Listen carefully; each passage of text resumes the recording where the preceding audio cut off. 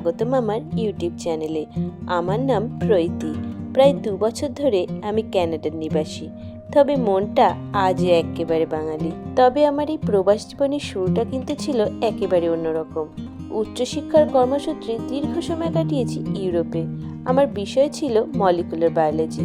তারপর যেমনটা হয় অনেকের জীবনে, বিয়ের পর সংসার গুছিয়ে আটলান্টিক পেরিয়ে পা রাখলাম নর্থ আমেরিকায়। এলাম কানাডায়। নতুন দেশ, নতুন নিয়ম আর নিজেকে গুছিয়ে নেওয়ার চেষ্টা, নিজের মতো করে বাঁচার স্বপ্ন, আর নিজেকে যেন আবার নতুন করে এক চেনার অধ্যায় শুরু।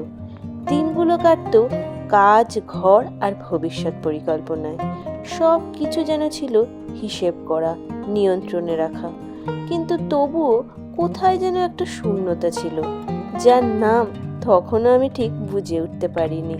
আর তারপর এলো সেই সময়, যে সময়টা বদলে দিল আমার পুরো পৃথিবীটাকে। এই প্রবাসের মাটিতেই শুরু হলো আমার প্রেগনেন্সির জার্নি। প্রায় 2 বছর কানাডায় থাকার অসংখ্য স্মৃতির মাঝে আমার সবচেয়ে প্রিয় আর সবচেয়ে আবেগঘন স্মৃতিটা আজও সেটাই, কারণ এই দেশেই আমি প্রথম মা হয়েছি। প্রেগনেন্সির আগের জীবনটা ছিল পরিকল্পনায় ভরা, আর মা হওয়ার পরে আমার অগ্রাধিকার, ভাবনা, জীবন দেখার চোখ সব কিছু এক নিমেষে বদলে গেছে। যে আগে আমি নিজের কথা ভেবেছি, আজ সে আমি প্রতিটা নিঃশ্বাস ফেলি একটা ছোট্ট প্রাণের জন্য। আজ ঘুমহীন রাত, ক্লান্ত শরীর আর কোলের মধ্যে একটা নরম বুক ধরা সুখ, এই নিয়েই আজ আমার পুরো গোটা দুনিয়াটা। একাকিত্ব, নীরবতা আর নিজের সঙ্গে নিজের লড়াই, সব কিছুর মাঝে নতুন করে শক্ত হতে হয়েছে।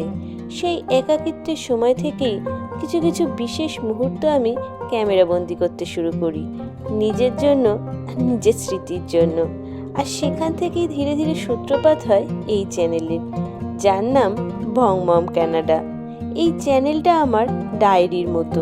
এই চ্যানেলে আমি শেয়ার করব প্রবাসী একজন বাঙালি মায়ের বাস্তব জীবন, আমার প্রেগনেন্সি যাত্রা, নিউবর্ন ডেইলি রুটিন, একজন নতুন মায়ের প্রথম ভয়, প্রথম কান্না আর প্রথম হাসি, প্রতিদিন নিজেকে নতুন করে গড়ে তোলার গল্প।